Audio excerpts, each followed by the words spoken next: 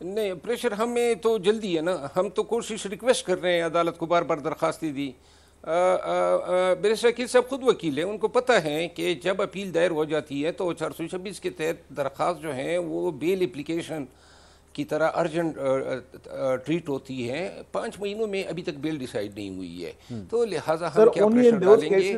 البتہ میں ایک چیز میں ایڈ کر دوں، عقیل صاحب آپ نے جتنی بھی باتیں کی، ایک المیہ ہے منصور صاحب، وہ یہ ہیں کہ جب بھی کوئی پارٹی برسر اقتدار آتی ہے، اور اس کے بعد یہی کیل اگر آپ دیکھیں مشرف کے بعد جب پیپل پارٹی اقتدار میں آئی اور افتخار چودھری اس وقت گٹھ جوڑ اس نے کیانی کے ساتھ کر لیا، اس کے بعد جب پی ایم ایل این کی حکومت آئی تو اس کے بعد پیپل پارٹی کی پی ٹی آئی کی حکومت آئی، ثاقب نثار، اور اس کے بعد یہ فائز عیسیٰ اور میاں صاحب. ہمیشہ سیاستدان یہ سوچتا ہے کہ گویا اسٹیبلشمنٹ جو ہیں وہ مجھ پہ اعتماد کرتی ہیں اور میں صحیح طور پہ ڈیلیور کر رہا ہوں. اصل میں سٹوری یہ ہوتی ہے کہ اسٹیبلشمنٹ اور عدلیہ جو ہیں وہ سیاستدانوں میں سے کسی ایک کو چن لیتی ہے اور اس کے بعد ان کو فیسیلیٹیٹ کرتی ہیں، وہ بھی اپنی ضرورت کے تحت حکومت دے دیتی ہے. لہٰذا کسی بھی دور میں کسی بھی پارٹی کی حکومت آئی ہے تو آپ یہ ضرور دیکھیں گے عدلیہ میں بڑی ہی ان کی ہارمنی ہوتی ہے اسٹیبلشمنٹ کے ساتھ. اور یہ نظام جو ہے نا، یہ سیاستدانوں کو یہ دو ادارے مل کے جو ہیں چلاتے ہیں، اور جب تک اس کی تصحیح نہیں ہوگی.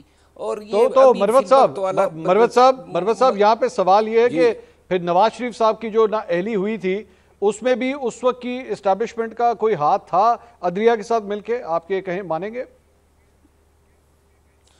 جی اس میں کوئی شک نہیں ہے.